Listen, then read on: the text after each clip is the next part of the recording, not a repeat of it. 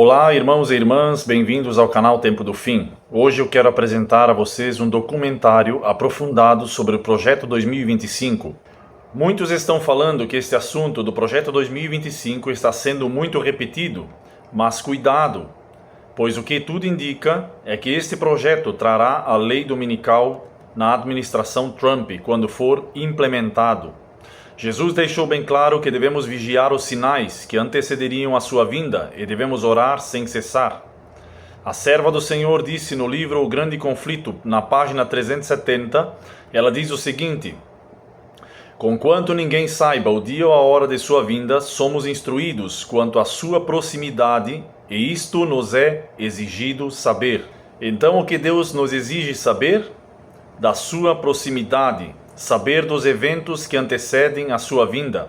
No livro Serviço Cristão, página 77, diz o seguinte: os que se colocam sob a direção de Deus para ser por Ele guiados, compreenderão a constante corrente dos acontecimentos que Ele ordenou.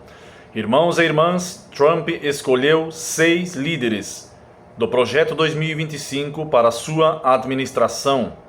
Vocês se lembram que no outro mandato de Trump, ele escolheu 2 juízes católicos para a Suprema Corte? Eram 4 juízes católicos apenas, mas com a escolha de Trump, de mais 2 juízes, são no total 6 juízes católicos na Suprema Corte. O prazo para a implementação do Projeto 2025 são de 180 dias a partir da posse de Trump. 180 dias, contando a partir de janeiro, são 6 meses e cai no mês de junho, no mês 6. Irmãos e irmãs, vocês acham coincidência o número 6? 6 juízes católicos na Suprema Corte, 6 líderes do Projeto 2025 na administração de Trump, 6 meses para a implementação do Projeto 2025, que cai no mês 6, no mês de junho de 2025. Eu não acho coincidência. Irmãos e irmãs, prestem bem atenção neste vídeo. Se nós não compreendermos o que está acontecendo, poderemos ser pegos de surpresa. Prestem bem atenção no vídeo a seguir. Então estamos falando sobre ser uma nação que é para Deus, que é um consenso que queremos renovar neste país. Grande parte do que fazemos é restabelecer essa noção em nossas políticas públicas e sermos capazes de argumentar com base nas políticas públicas aquelas certas verdades. Temos esperado por muitos anos que uma lei dominical fosse promulgada em nossa terra, para que a união entre igreja e Estado fosse estabelecida. E agora esse movimento está bem diante de nós, na escuridão, em segredo, atrás de portas fechadas. Homens em altos cargos se infiltraram nos recessos da nossa sociedade livre, a fim de estabelecer uma nova ordem religiosa, a fim de que aqueles que procuram afirmar a liberdade de consciência sejam ameaçados, uma vez empregados no velho mundo durante a Idade das Trevas, sob a supremacia papal. A América, uma vez considerada um porto seguro de liberdades civis e religiosas, a América em breve falará como um dragão. Junte-se a nós enquanto descobrimos a verdade por trás deste movimento em preparação para os eventos finais.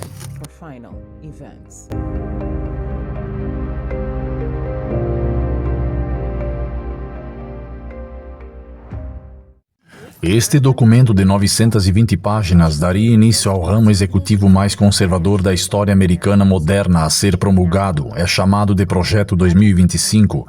Estas páginas oferecem às novas administrações um plano para executar uma agenda de direita. O ex-presidente Donald Trump se distanciou do Projeto 2025. Número 1, não tenho nada a ver. Como vocês sabem e como ela sabe melhor do que ninguém, não tenho nada a ver com o Projeto 2025. É isso aí. Eu não li, não quero ler e, a propósito, não vou ler. No entanto, espero que você ouça mais vezes sobre o comício. O presidente, você sabe, se distanciando do bicho papão da esquerda do Projeto 2025. E você não está preocupado com isso? Não estou preocupado. É muito favorável do que fazemos. Ele tem estado em nossa organização, ele arrecadou dinheiro para nossa organização, ele a abençoou. A Heritage faz um trabalho incrível, eles estão indo para estabelecer as bases e detalhar planos para exatamente o que o nosso movimento fará. E o que o seu movimento fará quando o povo americano nos der um mandato colossal para salvar a América, e isso está chegando, está chegando. Por tantas vezes, quando Donald Trump tentou se distanciar do projeto 2025, a questão sempre foi que Donald Trump não é alguém que presta muita atenção aos detalhes da política, e duas propostas políticas sempre dependeram de outras pessoas que vão implementar muitas coisas que ele queria fazer, ou implementar suas próprias agendas uma vez que lhes são devidas. O presidente eleito tentou dizer repetidamente que nem conhecia as pessoas que as escreveram, mas claramente conhece, porque há pelo menos 6 pessoas até agora que ele nomeou para estar em sua administração, que escreveram capítulos ou contribuíram de alguma forma para o projeto 2025, que inclui o voto de Russ, também inclui Tom, que será suas fronteiras, estão dentro da Casa Branca, John Ratcliffe, para liderar a CIA, bem como Brandon Carr, que escreveu um capítulo para o projeto 2025, Trump o nomeou para liderar a Comissão Federal de Comunicações. As pessoas que escreveram o projeto 2025 estão escrevendo o que querem fazer e provavelmente serão pessoas que vão servir na administração de Trump. Conforme mencionado no segmento anterior, o presidente eleito Donald Trump não presta atenção especial às políticas e propostas políticas. Isso é deixado para sua administração. Este ponto é confirmado no segmento seguinte, conforme implícito, quando Russ Vought, o recém-reeleito diretor da OMB de Trump, reconhece o fato de que a Heritage Foundation, o processo político e a política da fundação estão prontos para implementar assim que o presidente tomar posse. Voltando-se agora para o outro lado do gabinete de Trump, para o cargo de gestão e orçamento, o presidente eleito escolheu Russell Vought. Vought anteriormente levou esse cargo por parte do primeiro mandato de Trump. Ele também é coautor do projeto 2025, o controverso projeto da Heritage Foundation para um segundo mandato de Trump. Agora, você sabe, como os Vought sabem, esse é o orçamento do escritório de administração, mas o que exatamente essa agência faz? Qualquer coisa que seja uma execução de todo o governo, isso é realmente a gestão. Qualquer coisa que seja todo o governo envolvendo várias agências do gabinete, teremos uma mão para garantir as prerrogativas do presidente que estão sendo defendidos pela burocracia. Bem, essa experiência junto com alguns outros de seus atributos que me entusiasmam por você ser uma parte vital do projeto 2025, que é um esforço de todo o movimento conservador para preparar o próximo presidente, seja ele quem for. Eu vou deixar você falar sobre os verdadeiros detalhes disso, mas como é que a promessa disso até agora, quer dizer, ainda estamos 1 ano e meio fora em comparação com a sua experiência nos primeiros anos da administração Trump, que foi bem intencionada com um líder maravilhoso, mas não acho que o movimento estava realmente preparado para prepará-lo para o que ele teve que enfrentar. Então, o que estamos tentando fazer neste projeto é dizer, vamos pegar todo o conhecimento que temos e incorporá-lo nos planos reais para que um indivíduo possa aparecer no primeiro dia e fazer isso, e ter a política, o processo e a política, tudo resolvido. A base do plano é pública. Vocês podem ver isso no projeto 2025.org. Há partes do plano que não compartilharemos com a esquerda. Deixamos as ordens executivas, as regras e regulamentos apenas como um bom time de futebol. Não gostaríamos de divulgar nosso manual para a esquerda.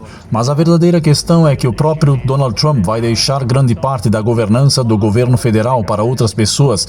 E essas são pessoas, muitas dessas pessoas estão dizendo aqui o que eles querem fazer com esse poder.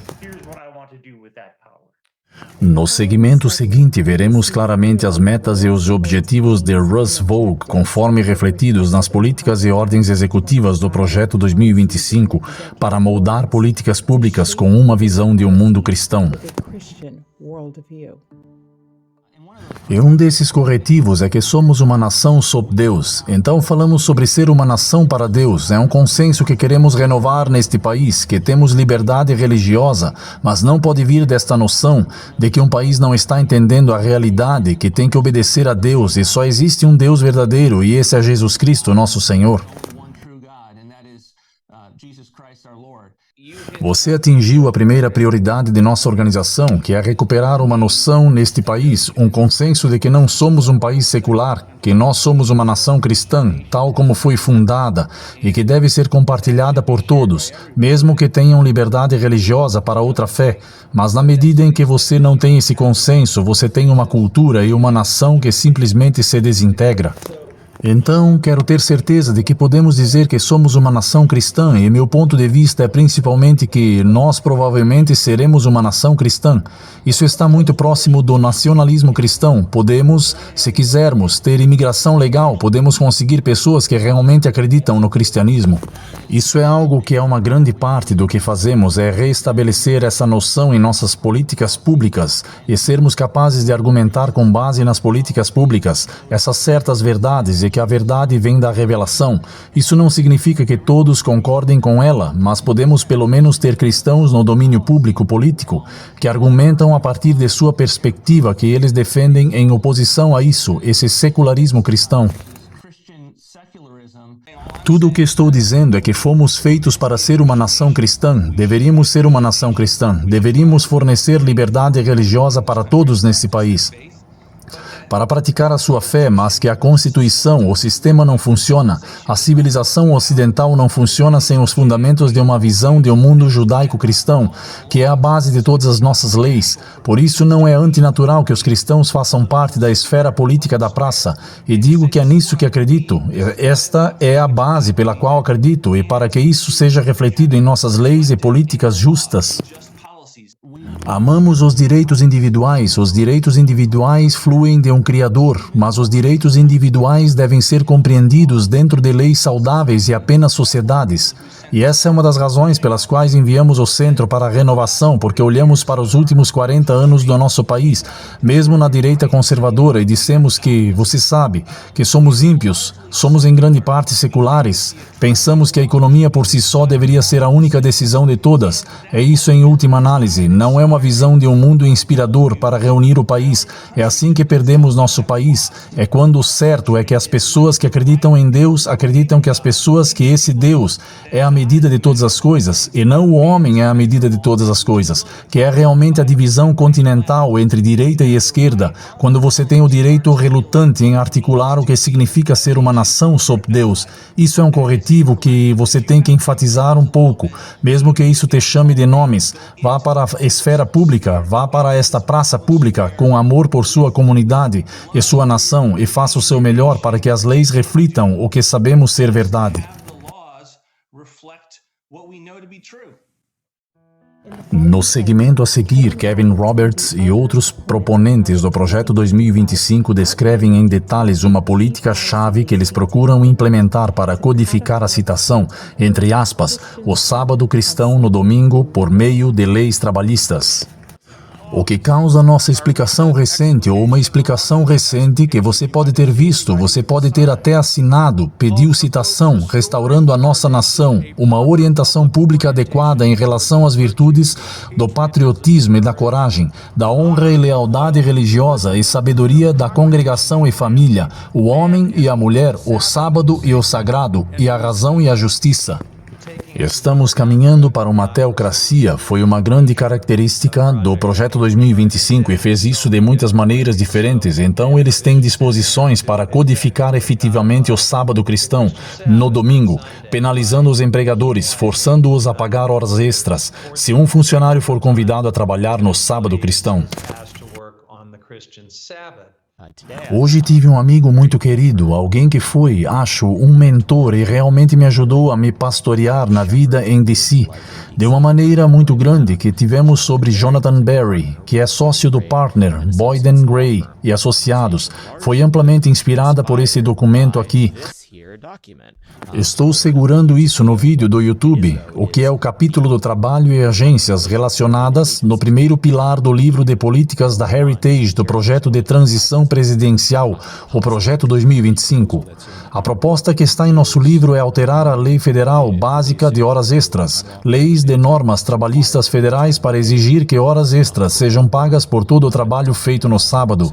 Então eu não acho que o Congresso tem autoridade para ordenar ordenar o fechamento nacional no sábado. Isso sempre foi uma decisão estadual de fazer isso. Mas deixe-me acrescentar que sempre foi uma decisão estadual fazer isso.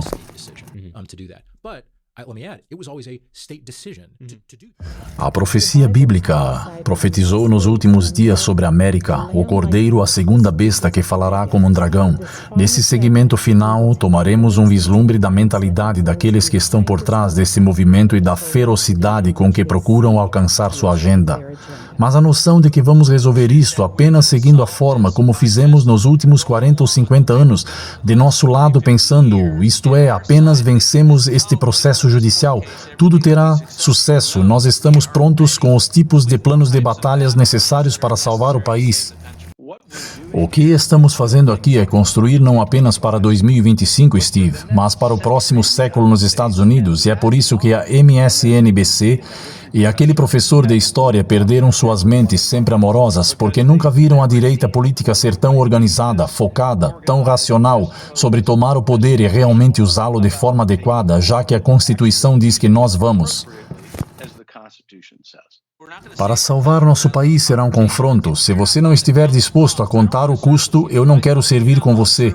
Eu realmente não quero servir com você no governo. Se você não estiver disposto a se acostumar com a possibilidade de ter que gastar uma noite na prisão, que você terá que dizer à sua família que poderá não me ver por um tempo. Essa é a única mentalidade de que salvaremos nosso país. E quando todos começarmos a entender que a coragem é contagiosa, teremos um exército de pessoas que estão prontas para o conflito que está por vir.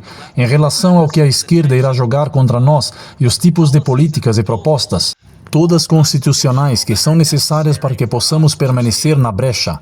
A América não poderá e não sobreviverá caso contrário nosso tempo exige uma cruzada americana, sim, uma guerra santa, pela causa justa da liberdade humana. E se não fazermos uma cruzada, uma guerra santa justa pela liberdade, não vamos salvá-la. Fecho o círculo nesta resposta e só quero encorajá-los com alguma substância de que estamos no processo de uma segunda revolução americana que permanecerá sanguinária se a esquerda permitir que seja. O movimento dominical está agora abrindo caminho nas trevas. Os líderes estão a esconder a verdadeira questão e muitos dos que se unem a este movimento não percebem para onde a corrente oculta os está levando. Suas profissões são brandas e aparentemente cristãs, mas quando falarem, revelarão o espírito do dragão. Não está muito distante o tempo em que o mundo será compelido a adorar no domingo, que é a marca da besta.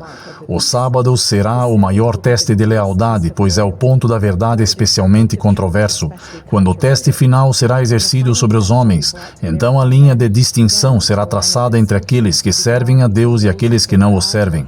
Jesus disse: "Se vocês me amam, guardem os meus mandamentos, pois bem-aventurados aqueles que cumprem seus mandamentos, para que tenham direito à árvore da vida e possam entrar através das portas da cidade.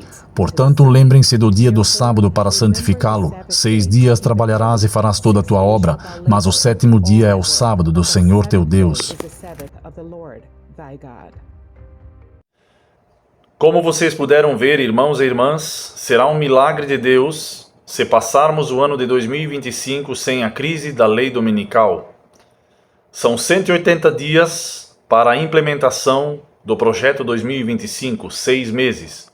Irmãos e irmãs, para aqueles que duvidam que a Igreja e o Estado estão se unindo nos Estados Unidos da América e que uma lei dominical é iminente, vamos ler o que diz a inspiração no livro O Grande Conflito, página 573.